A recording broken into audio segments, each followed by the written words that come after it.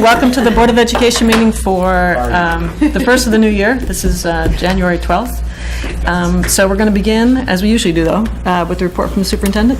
Thank you. It was just pointed out to me it's 2016, not 15. On the slide. But everybody has to do that at least once in the new year, so that's yours. Stop. Okay, try this again. Jeremy, it's a good thing you're director of technology. You're going to have to help me with that. Here if you need me. Yeah, thanks. There you go. Right attitude. Good evening, everybody, and welcome to a board meeting. Happy New Year to everyone. It's nice that we're back in session. We missed you all.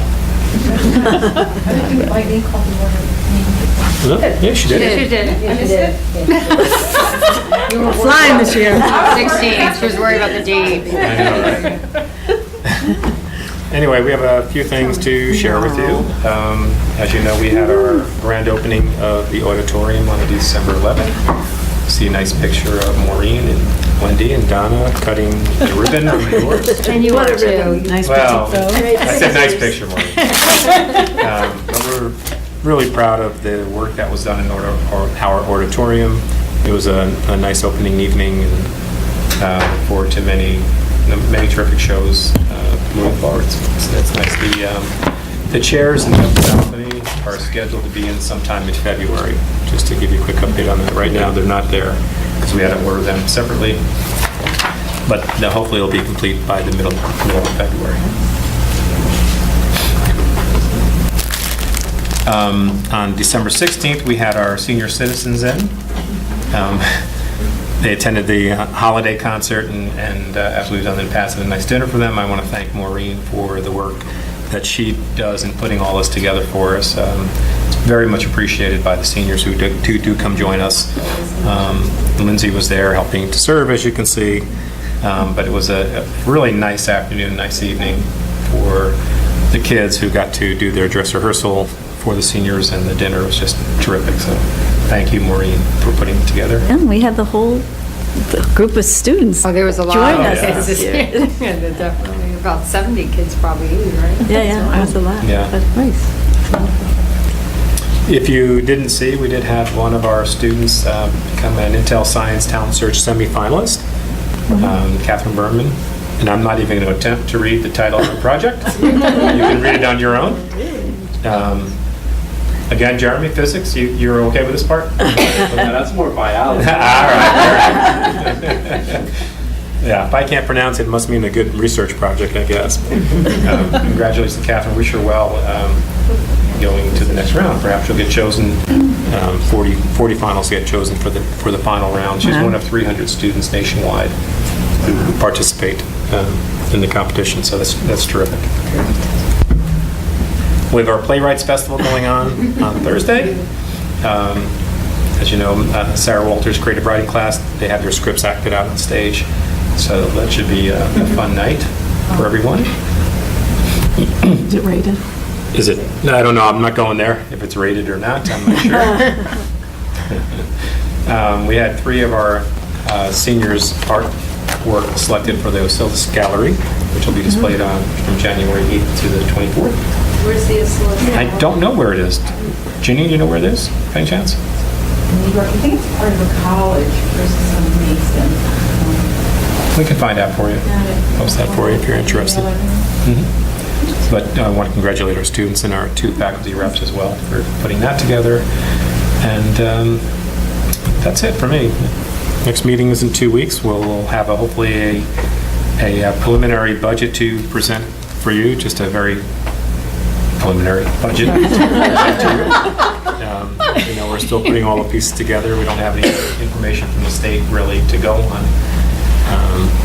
We have some information on the expenditure side that we certainly will share with you. So we'll put it together and go from there. But it would be nice to do that. Try to have Silas Gallery is at Concordia College in New York. So it's on White Plains Road in Bronxville. Thank you. Will we try to have a finance committee meeting? Yeah, we should. Yes. Yeah, we will schedule a finance committee between now and then. Have an idea for that, so I can share what we have so far. And that's it. Okay. The next thing on the agenda is the public comment, but I'm guessing you two don't want to comment yet? Okay. All right, then move on. I am going to take one of the personnel items out ahead of business items, since we have our guest here this evening. So you want to, Sure. It's my, do you want to introduce? I guess, let me get the motions and everything done and everything. This is item number 4 in the personnel section. It is the appointment of Jeremy Luft as the Director of Curriculum and Instruction. Do I have a motion? So moved? And a second? Second. All right. All right, thanks. you go. It's indeed my pleasure to introduce Mr. Jeremy Luft to you and his lovely wife Beth, who joined him this evening as well. Thank you for coming out to us, and recommend him as our next Director of Curriculum and Instruction. Jeremy is currently working in Ossining as their Director of Technology and their Chief Information Officer. After several rounds of interviews and a fairly thorough search, we had some excellent candidates.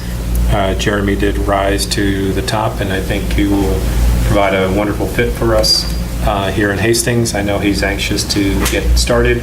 He and I hopefully will meet tomorrow afternoon to begin to plan our transition. Jeremy is also a former physics teacher in his previous world as well. And after checking his references, they have very strong recommendations from his superintendent and those that work with him. We're very sad to see him go, but also want him to further his career and expand his career. He has a Bachelor of Science degree in physics from Albany State University, a master's in secondary ed from Pace, ed leadership administration from the City College of New York, and he's still working on his doctorate at Manhattan College as well. He's in the final stretch of that, we hope. We're going to try to push him along in that direction. But as I mentioned, we're excited to have Jeremy come to us. We don't know exactly the date that he'll be starting yet. After speaking with the superintendent, they're actively looking for his replacement there. Should they find someone, they will release him early. If not, we'll wait till he's contractually able to come join us. But with that, I want to endorse Jeremy and give him a strong recommendation to the board. Okay. Any questions or? All right, all those, we got the motion in the second. You did it. Okay. I really shouldn't do it this way. All right, all those in favor then? All right. Well, Jeremy, we welcome you. Welcome. Congratulations. Would you like to have an opportunity to get up and let people see who you are? Sure. Okay. I didn't prepare this part. It's okay. I know you're pretty good, but off the cuff. So, just want to thank Dr. Montesano and members of the board for giving me this opportunity. I'm very excited to make this next step in my career, and I'm very optimistic that we'll all get along great, and I'm hoping to help Hastings continue its tradition of excellence and sort of move on to the next phase. So, I thank you all very much, and looking forward to getting started. Well, I hope- Welcome and thank you. Thank you. I hope that you'll find your replacement soon. Yes. All right, great. We are going on then to the rest of our meeting, so if you guys want to hit the road, that's fine with us. So thank you for coming. Tend to your young boys at home, right? Yes, take care. Thanks. Have a good night. Thank you. Thanks for coming out. Bye-bye. All right, so we're going to move back then to the business items. And were there any questions that people had on some of these? Yeah. My mic seems really loud. I don't know. You turned you up tonight. Maureen, could you just, I had a quick question on one of the warrant reports, there was I think what you said was a monthly payment to the food service. Yes, But it's a self-funded thing, so It is. it that we take the money in from the Yes. receipts and then we pay them? yes, we do. So although it is contractually needs to be self-funding, meaning that we would not pay out in excess of the revenues we take in. The company has we have a guarantee return.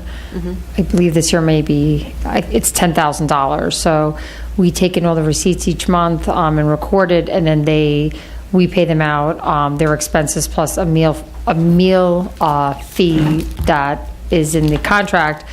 but we would never exceed or put ourselves in the hole. So to that extent, it needs to be self-funding. But it's a way to check, and have the money come back through us. It's required to happen that way.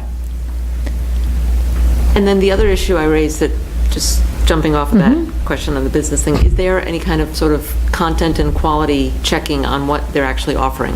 Yeah, so. And process and flow and things like that? Because what I'm understanding is that there's some concern among high school students about time and the time it takes to go through certain lines, so they avoid those lines and they get the Right. dinosaur chicken nuggets instead. Right.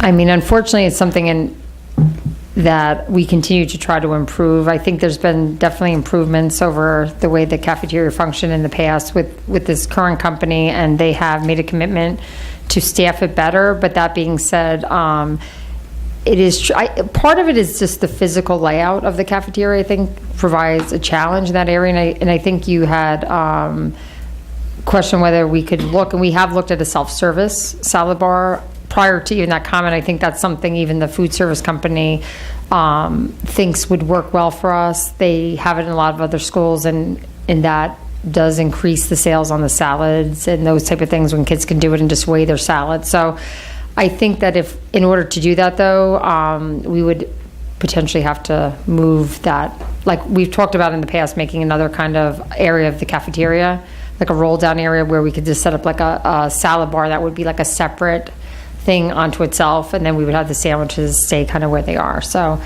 I think we would really have to consider that to make that work a little bit better. So can we suggest for a new business item going forward that we have a sort of look at cafeteria? Yes. And also scheduling of classes, because I think that's the other part of it too, is that right now, the way the schedule works out for this year at least, it seems like many grades are going at the same time. And I'm not sure if Well, that's... 9th through 12th always eats at the same time. The 11 o'clock is their, Right, so they that's- actually have a little bit more time. I think the middle school gets a little more challenging. Their lunch periods are very short, the amount of time they physically have in the cafeteria. Right. So, like I said, I will say that the company, although occasionally, I do go up there every day, a couple times a day, just to, It would be nice, though, if we could an eye. actually collect some overall Yes. information on it, just because, like, any parent's only going to have a snapshot. right. And it'd be great if we could get some sort of overview Yeah. of how it's serving all the kids. Right. What foods are being served, what's consistently on the menu, what's not, and Right. that sort of thing. So I'd be happy to talk with you about it, and happy Absolutely. to help in any way I can with No, that that kind of sounds great. analysis. But, I think that, no, I definitely think we can do that, but I do think we have looked at that, and even, it would be great if we could look to do something, if we could find a space to do something like that. I think that would really help make it even a better place for the kids, so. Okay, I don't think I had any other business questions. I have a question about, can you explain the CBIZ contract? Sure. I'm sorry, Wendy, the what? CBiz. Oh, and our attachment for that was only the signature page. It didn't have the rest of Okay. the contract. Well, CBiz, Yes, that is why you're confused. oh, is that why? Okay, so CBiz provides us the service in updating our fixed assets each year. We have actually this is provided, and you can see this through NYSER, so we do not pay for this service, but we are required to have, as part of our annual financial statements, a fixed assets report where it becomes part of our finance, and it has to be updated because we're constantly adding things and dropping things off, and also, taking things off after its useful life has ended. So it's both, NYSER, who's our insurance carrier, pays for this because it helps them track anything that, if in the event, needed to be replaced under insurance. And we set our threshold at $500. That's our internal threshold that we want things asset tagged at. So that's all it is saying, is that they're going to do this, and then they will provide a summary of what they have, and we ask them to also send it directly to our auditors. That's it. But it's no out of pocket for us. People keep asking questions, because I logged myself out for some Well, it's reason. probably built into our costs. Oh, absolutely. Our See, insurance yeah. costs, right? Yeah, I'm sure, yes. It's not, someone's paying it, but yeah, it's anything additional that we're paying them. It's through the NYSER contract. Great for a minute. See, I can't log myself out of paper. It's really, Give me your computer, I'll see it. I guess we could take this time to thank the Yes. Skylar Son Tancredi Foundation. No, because I wanted to mention this. They've been very generous in donations of defibrillators to the school. And this did really come from a need that the nurses working with the athletic departments had a concern over some of the age of our defibrillators, although we have a contract and we have a monthly protocol to ensure that they're all functioning. This really was something that they wanted, and they very generously came and donated another 2, and they've done, I believe they donated either 3 or 4 last year as well. And they also paid for additional CPR training for some of our employees, some of our new employees, so that was great, and we thank them for that donation. Okay, so, we have 13 items here. Can I get a motion then to approve them as a consent agenda? So moved. And a second? Second. All those in favor? Okay. We have placements for services, CSE and CPSE. The only question I had, is there like a semi-annual, like why are we getting so many in December? I'm not quite sure why there's so many in December. It might be just the, I'm not quite sure. I have to find out Yeah, why there okay. Just wondered, it seemed like an seem awful lot more of in them. December. Anyway, Not sure if it's related to the timing issue or not. It could yeah, be, but or I'm not they're sure. still. Any questions on these things? It's kind of hard without, a lot of background, so. Yeah. Can I get a motion then to approve the items under B? So moved. And a second? Second. All those in favor? Okay. Moving on to personnel, we have appointments. We did number 4. Are there questions on any of the others? Just why 2 people are listed under number 2? Is that Regan and just to Nichols? save paper? Yeah, I mean, they could have been broken out. Both Patricia and Georgina are currently working for us part-time as lunch recess monitors, but on the occasion when we have the need and a teacher aide may be out, they fill in the afternoon. So I think because they're already employed by us and it's just, this is a different rate of pay for those additional hours, it's a lower rate of pay, so it was a way to allow them the flexibility to do some fill-in hours, so. In the future, I could break it out if that's better. For you. And there was also resumes. There weren't resumes for Klaus, Regan, Nichols, which you're saying that they've already been here. Correct. But in number 5, Di Rubeus, was that a new one? Because there was a fingerprint then, but there was no resume. Yeah, but I think if you scroll through, it's there on the Di Go to the Rubeus. executive content. Right. It was there, because I actually, There's 2 for Matt Di Rubeus. Oh, okay. I probably just clicked on one. yeah, it's there. And if you scroll through, it comes, maybe it was just a delay. It's kind of one Got it. scan, 1 through 4. Okay, great. Thank you. No And I would just remind you or point out to you that the number 3, Julie Grossberg, is a replacement position for Dr. Horsey's position, who retired in December, as you know, so it's a replacement. And is number 5, is he related to Senora? Yes. Okay, then items 1 through 3 and 5 through 8. Can I get a motion to approve? So moved. And a second? Second? And all those in favor? Okay. Moving on. We have scheduled appointments. Let's see what else we have. So on the scheduled appointments, comments, questions? Can I get a motion to approve them then? So moved. And a second? Second. All those in favor? Okay. And then the last one, amending the regular substitute position for 1 individual. I assume there are no questions. Okay, motion to approve, So moved? and a second? Second. All those in favor? Okay. We have retirements. These cannot go unmentioned. So what'd you say? So these cannot go unmentioned. Yeah, as Right, you see, really, we have 2 longtime staff members, very valuable staff members who are deciding to go to the next phase of their career. Dr. Michael Mahoney, who's been, I think it's 24 years that he's been with us here at Hastings. In addition to his wonderful teaching, when I came in, as you know, I had the opportunity to work with Mike as our Director of Curriculum Instruction. He did a wonderful job for us then. He continues to do a wonderful job as an English department chair for us. I know you are all familiar with him, and your kids have gone through his classrooms and such. And it's I wish him well in his next phase, but it's certainly a loss for our district in a number of ways as well. So, Huge loss. we send him off with much appreciation and much luck and health and happiness as he moves forward. And Rob Hortshorn, and you can talk individually as well, another longtime staff member of music at Hillside, and he's always done fabulous with our kids. Just seem to like the Pied Piper, seem to follow him around all over the place, and they love him. And he's been a fixture at Hillside, I imagine. I don't know the exact number of years, but for many, many years. When my kids were there. We're at least a 23 or 4, given personal experience on this board.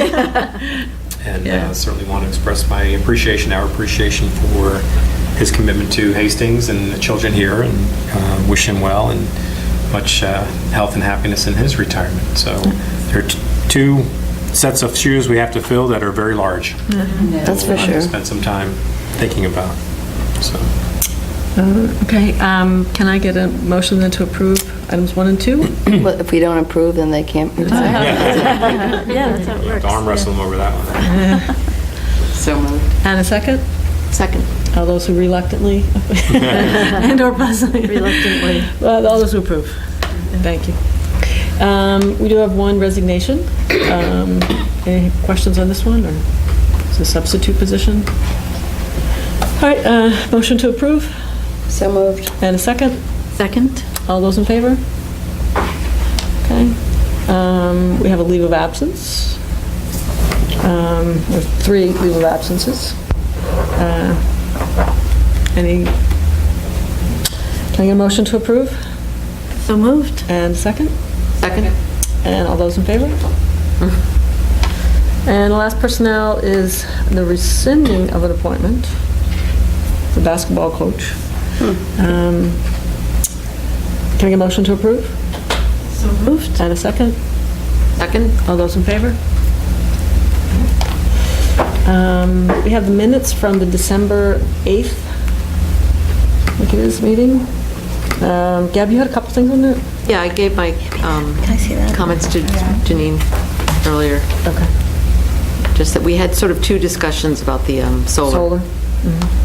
With the second one, we talked about including the battery. Right. Okay. So with that amendment, can I get a motion to approve the minutes? So moved? And a second? Second. All those in favor? Okay. Move on to the committee reports. We have policy, but we didn't meet, so this is really just the 2 that are up here for discussion now. That's what I was thinking, because I was just checking, our meeting was on December 9th. Yeah. And our last board meeting was, so maybe. It was the 8th. Oh, so then we did meet the day after. Right, and I was confused that we weren't meeting because Right. nobody said anything the night before, and I thought, well, we must not be meeting because she didn't say anything. In fact, you said happy holidays, and I assumed that I was off duty. I was trying to confuse you. You did. It worked. Yes, you did. So I have homework from that meeting. And And Janine, It's all coming back. I did send out a recap of that meeting. I don't see it attached. Usually you attach my. Yes, I did. All right, I'll add it now. Okay, cool. See it. So let's see. What happened? That was a long time ago. Let's see. Yes. So we basically went over where we were with things. There's 2 policies that Eileen is circulating revisions of. One having to do with public participation in board meetings, and one it's a facilities policy. It's sort of 3 facilities policies that she's checking something on. The school attorney policy is on for first read tonight, so we could talk about it then. There's another one for first read. I'm sorry, it's just a month of. And the last one here there was the student health services policy we were reviewing because NYSBA had made some changes, but they were, the things are still sort of up in the air, so we sort of decided to table making any changes to that one until they're a little more definitive in what they want. And the community use of facilities policy, we talked about a little bit because the facilities committee has been working on that.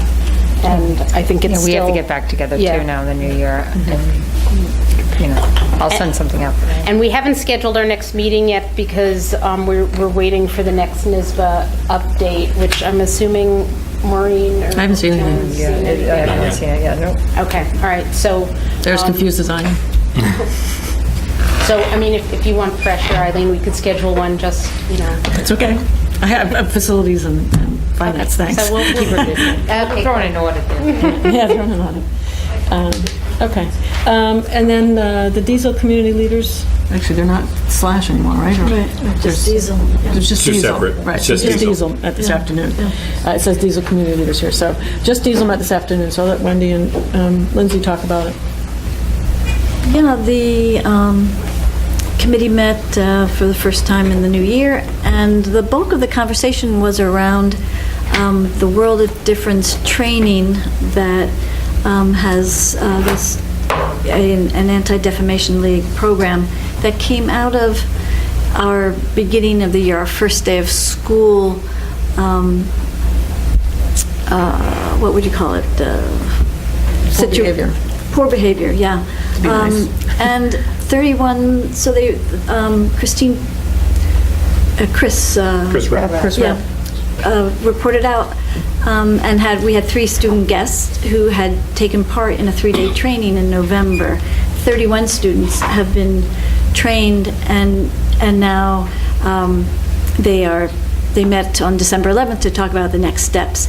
And the students are very eager to have the opportunity to practice some of the activities and topics that they've been trained in, and are eager to have conversations at Hillside and Farragut around topics of racism, sexism, and how to have dialogues around uncomfortable topics.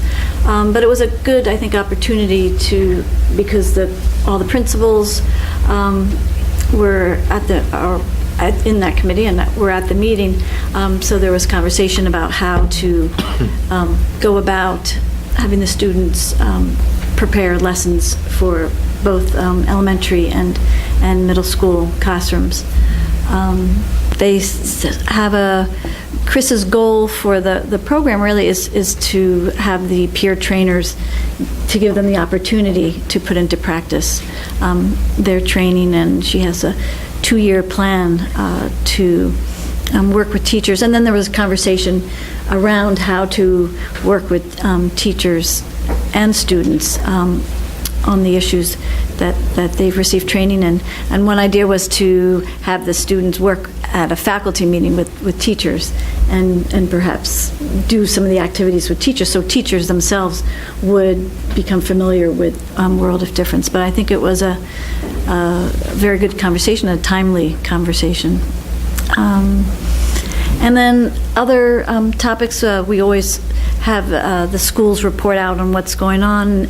And at Hillside, Fareed addressed a couple assemblies that they had in 3rd and 4th grade at Hillside, again around the issue of race. And he worked with Ross Abrams, and who had kids from his class come in and talk with I think a couple of the classes.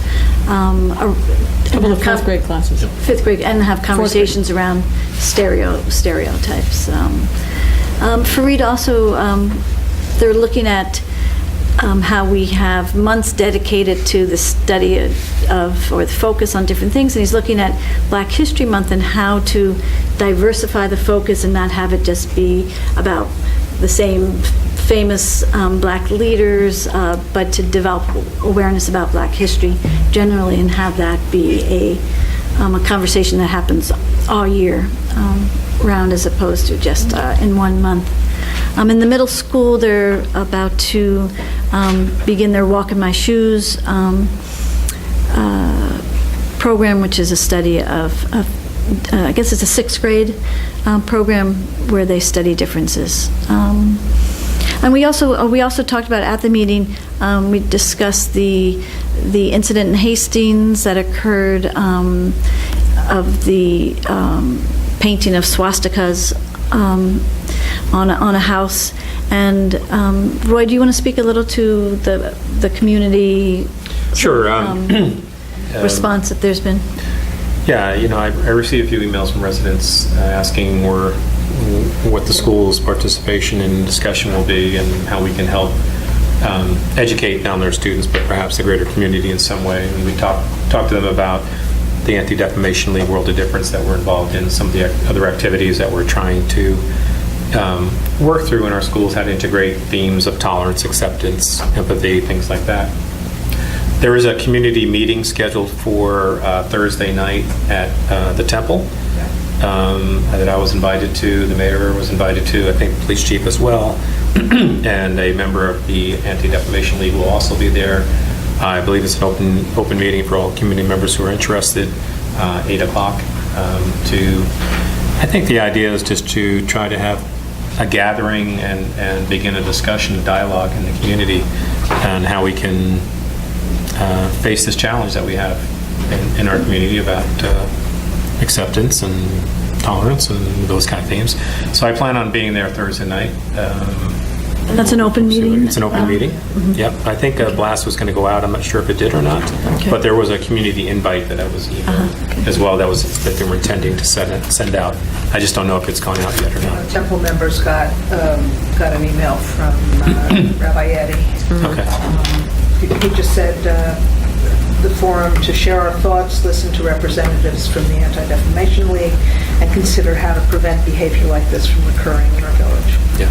I did have an opportunity to talk with Rabbi Schechter yesterday, and I think he adds a lot to the conversation in a very calm, respectful, and intelligent tone, and I think that goes a long way when we're having this type of discussion. But it's a challenge for all of us, certainly. And we, as I was explaining today, and as a school organization, we have to be part of that conversation. It's frustrating and challenging all at the same time. It's frustrating because when things happen in society, many people look to the schools for the response, for the answer, for the solutions, and that's challenging for us and frustrating at times. Where do you fit it all in with everything else you're doing, with Common Core and all those other things that you have to deal with? But it's a challenge that we have to take on as well, because we are the one place that has the opportunity to further the discussion and educate. So that's where I hope it goes. So the email is going out, it's blasting. Not from here. It came from, I believe it came from the Temple. It came from the Temple. Well, Temple members got an email. I just Okay. forwarded it to the rest of the board. Yeah. So, but it could help because we just got it like in the last day. I Yeah. think it's, yeah. Today.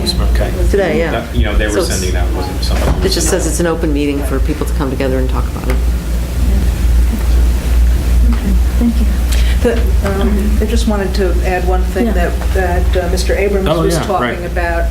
And Border that crossings. is border Oh, crossings. Not crossing borders.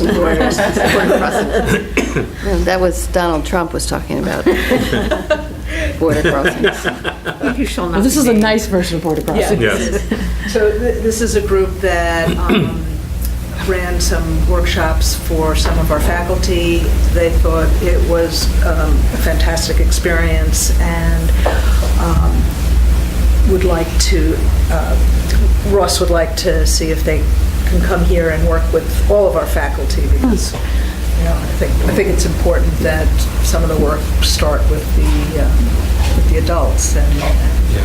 And I'd like to acknowledge that it really came from the group of staff members who were involved in the Race Matters committee that was developed. And few of the members of that committee went out to this workshop on a Saturday on their own time, and they felt very, very good about it and brought back, and we'll be bringing back some ideas, but we are hoping to see if we can link up with the group to further the training for all our teachers, because it was really well received.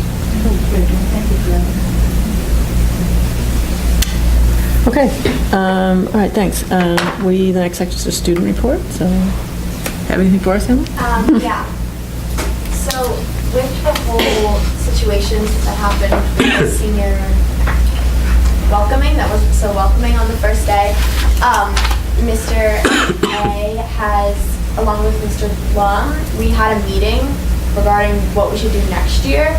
And basically, he said that I don't think we're going to be doing something like what we have been doing for the past years. Maybe we can do something different. And we didn't really decide much, but he said that we are going to be having more meetings trying to decide and trying to think of something special. And we thought of maybe a breakfast in the morning on the first day, or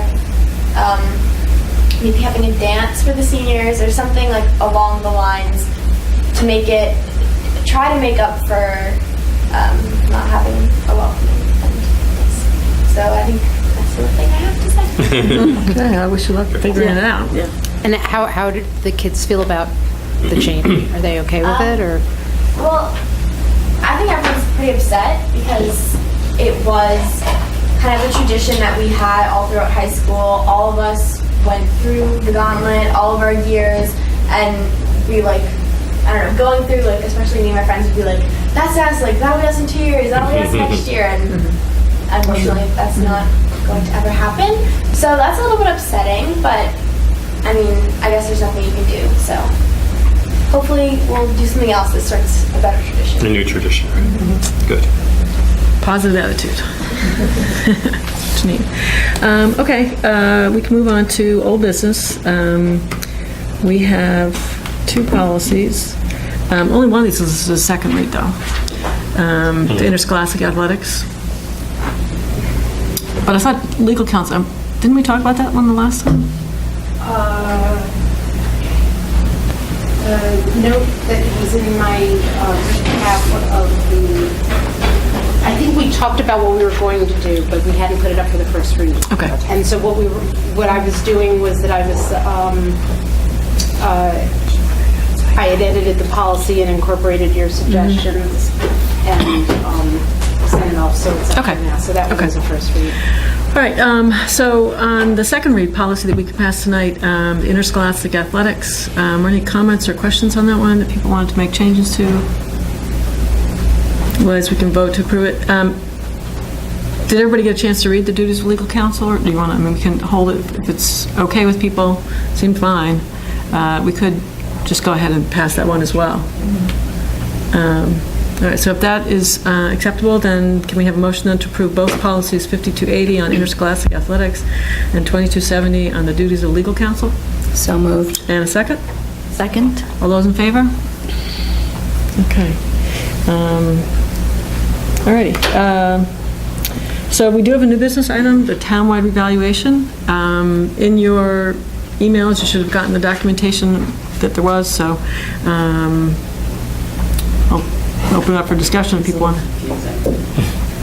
The basic idea is... But there was one word, one area where it said if you are a non-resident, you get X, and if you're not it seemed to say the same. Non-homestead? Yeah, non-homestead. Yeah. Said the same thing.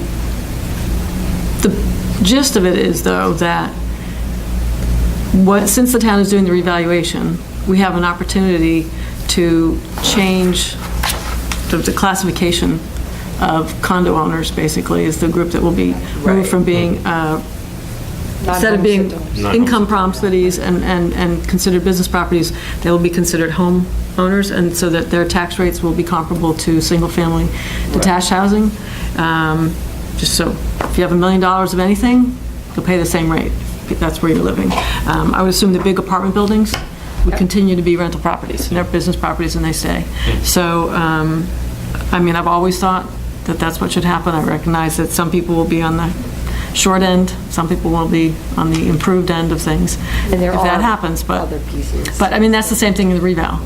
But essentially, it should put us everybody sort of on a fair level.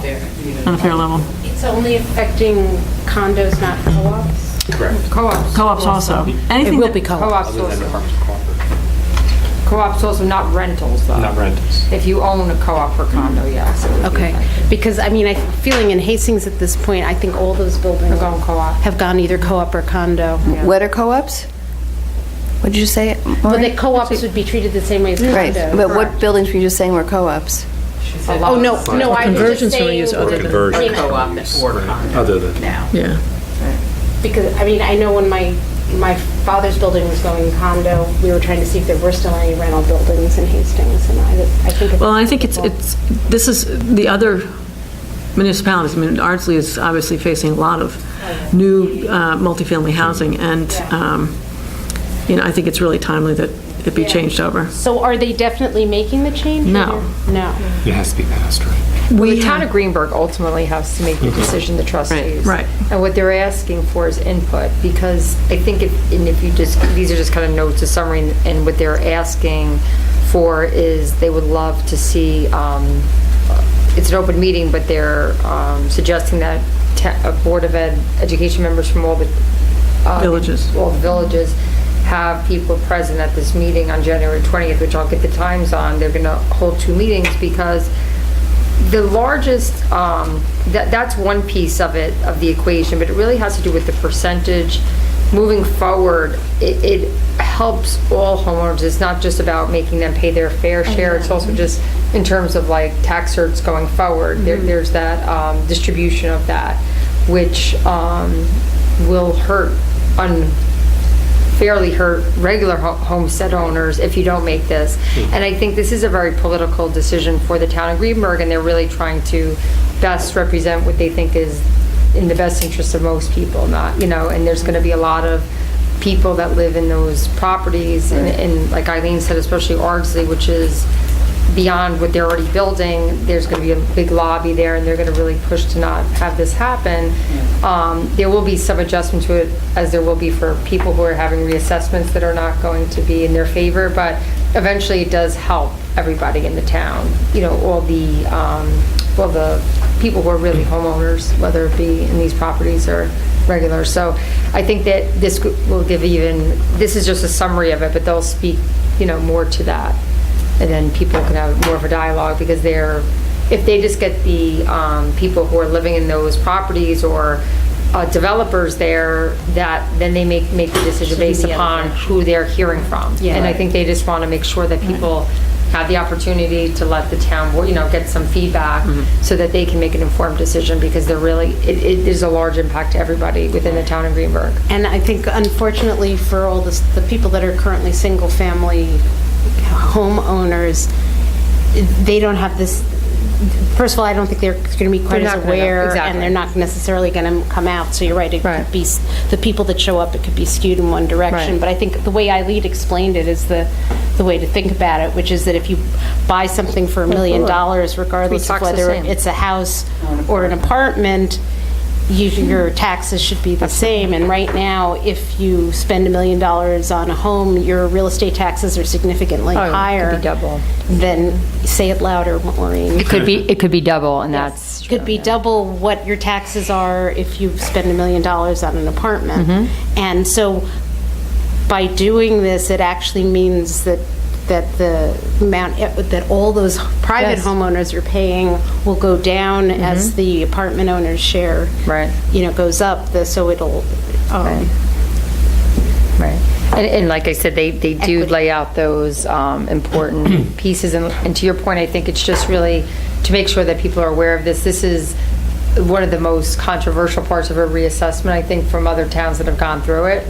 It's like one of the pieces that, is a shift. So, but in other places that have adopted or have done reassessments, such as in Pelham, they did, in fact, make this change. This was the recommendation, and they did. And, it was, you're going to have some growing pains in that, but overall, it makes the most sense, because that really was the intent. If you're living there, you should really be paying taxes. Theoretically, does it affect the property values of the condos? It will, Because, probably.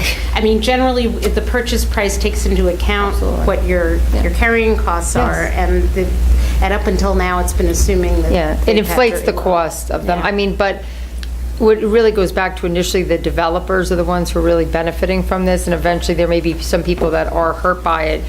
But I think, again, and it'd be good for as many people can attend this meeting, because I think they'll do a much better job explaining it, and then we can, prior to them adopting this, hopefully we can get out and, share some more information. Beyond that, there is other long-term considerations for all the homeowners, so I know you don't want to hurt them, but everyone has to think about all the residents in there and what is going to be for the best of the entire, and there are other pieces beside just trying to redistribute that tax burden. It really has to do with long-term tax certiorari's and how once you adopt this, it changes the way the tax certiorari process exists now. It's a little bit different when you have this homestead versus non-homestead.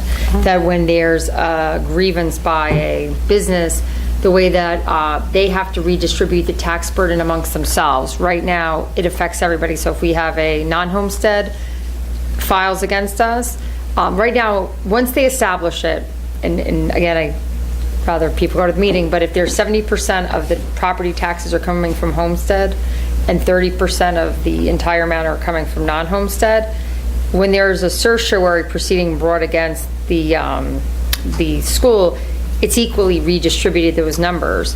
Once those percentages are set going forward, all those certiorari proceedings on those companies will only affect each other. So I guess in some ways they would affect those non-homestead, but it works better. That's the piece that really, it's not only about, I'm mad because the condo owner is paying the same as, it's really those other pieces. So that's why I think it's really important. These are just a summary of notes of that meeting. That's the piece that Effectively, though, our breakdown, I think we looked at this a few years ago, of commercial versus residential taxes. Do you remember? I don't want to say it, but 80-20, 85-15. 85-15, I think it's closer, yeah. 15, yeah. Right, and so what's going to happen is that 15, whatever it is, percent of total taxes will remain the same. Right. But everybody that was in a condo will move over to the residential side, and now that's going to be distributed across so I think the other thing we have to look at is, it may also have an impact on the commercial properties in town. It will. And the rents that they think they can charge, and what happens there. So I think that's going to be part of the pushback too. It's not just going to be from developers of residential properties, it's going to be from business owners. There's also a sentence in the second paragraph that makes it look like it may not be for co-ops, but I couldn't really understand what that meant. I was looking at that as well, so I'm not quite sure if I understand what they're saying. Yeah, they may or may not be included, it may just be condominiums. But I don't know what conversion from, because it's, or conversions from a use other than apartments or cooperative. So there's a qualifier just on cooperative. So that'd be one question I have answered there too. Are these meetings in the daytime or? There's two meetings. Right, they're going to have two. We don't have One's in the day, one's in the evening on January 20th. One's in the morning, one's at night. And the window is very short because they have to make the decision by April 2nd, before April 2nd. Right, February 2nd. Right, February 2nd, 60 days prior to the tax roll. Again, this meeting, as you can see, was held after our last board meeting, December 17th, and then I had to get the notes, and we were making sure that it represented, we wanted to run it past the person from WARPS, and unfortunately, this was very early on when the town was looking at a reassessment. This was something we knew was going to have to be addressed by the town, not by, at one point. And I think they kind of wanted to get that first piece out of the way, and now they're at this piece of, and again, to Wendy's point, it's a very short time frame in when they have to make that decision. So actually, I'm trying to think, so if we have, So they'll have like 10 we'll have that days. meeting, then we have our next board meeting after that. But in the meantime, I mean, I don't know how we want to communicate that, or just, again, they're asking for, they want people to know that this is going on. So we'll just have to see who can go to the meetings, find what time to be there. Yeah, it's next Wednesday. Right, I think. There's not going to be any feedback. But would it make sense? You may want to reach out to other board members in the town of Would it make Greenberg, because I sense think some people are do a blast? making a public, they're not voting, but, kind of like what you do when you're doing out, you come out with a public. Well, I just think, stance in some ways, it's, the public is entitled to know that this is going to affect their taxes going forward, and this is one thing that is available right now, if they have an opinion about it. And it this is the cannot moment be to- changed. This is the one time, and then if you lose that ability, either it happens or it does not happen. Right. And then We there's can- no more reassessments going on. So we could send a letter They've to the finished community. all the physical inspections of all the properties? I didn't, I mean, Do you know? I think that they have. They had a date that they were supposed to be finished by. I guess if they didn't get access to your Yeah. home, they were going to assign it a value based on your neighbors' homes. That's how, if people refused access, and sometimes it may be, depending on what you have going on in your house, it could be in your best interest. What kind of neighbors but- you have? Yeah, and what you have in your house. Like, if you know your neighbors don't have a finished basement, you may want to keep them out. After a little work. But I believe that if they're coming to this point and they're able to set the tax roll, I would think that they would have been done. Just to go back to Karen's house. Okay, so maybe what we'll do is we'll figure out who can go to the meetings, we'll find exactly what times they are. Right. Sure. And then we'll have some representation. I'll send a letter to the other board member, or the other boards in the Quad Village and see what they're doing. But maybe a letter to the community, or, just making people aware that this is, if they, if they want to advocate. Well, it's almost, they did the reassessment and, in some ways the town didn't really do, I think it wasn't something Well, it's people not even even on were their aware that website. they were doing, and then it kind of was just. And it's, this little bit of it is not on their website, or it's not easily It's not found on their immediately website, because I find went it, to yeah. take a look to see whether there was anything update on it, like we have to decide by, and this is what it's about. I couldn't find anything. So I think most people have no idea. I think most people had no idea that condos didn't pay the same tax rate anyway. Right. This will be news. I guess the other question would be is can we have Edie or somebody come and talk at our board about it, one of No, our I board thought meetings? about Because they that. don't have anything until April 2nd. They don't have Well- their decision, right? No, but No. they have to set it 60 days in advance. They have The to- decision is up to town board, they have to decide to move forward. They must pass a law 60 days prior to the tentative tax roll of April 2nd. Oh, so they're talking about February 2nd then? Yeah. Got it. Never mind. And depending on when their meeting is, it could be January 30th. So I think that, obviously, that January 20th meeting, hopefully there'll be That'll even be more it. information. I think that's- and, yeah. See where kind of people are on it. Okay. Obviously, their recommendation, in Are other they- places, they usually would like this to happen, that kind of switch. In Rye City, places that have done it. Other places have done it this way. So there's no other community in Westchester that's done a reval that hasn't done the homestead? I only know that Rye and Pelham, because those are the two, I don't know who else has done a Anybody else? reassessment now, we're in the town of Ossining? Newburgh, they have done one. Yeah, I just knew about the Rye and the Pelham. Right. Ossining is in the process right now. They're in the process? They're in the process, so I don't know if they're having a Did discussion. Bronxville do a reassessment? Bronxville's a They've got a lot more apartments, No. though. They have a lot more commercial Yeah. and condos. yeah. Okay. All right. But Edie can probably give us, she would know. We could at least have a call with her if we want you to get some answers. I might do that because I'm not around for that meeting, but I Right. might give her a call and just see. Yeah. Gab, she may even, maybe even if you're able to even pop over there, sometimes it's just easier to go right to Edie. Maybe I'll I've done hand her it. my check for my taxes. While you're handing that in. Okay. So second public comment, we don't have any public, so we'll move on. Did anybody have any comments they want to make? Before we go? Okay, then I'm going to adjourn this meeting, and can I make a motion to move into executive session? So moved. And a second? Second. Okay, thank you. All right, so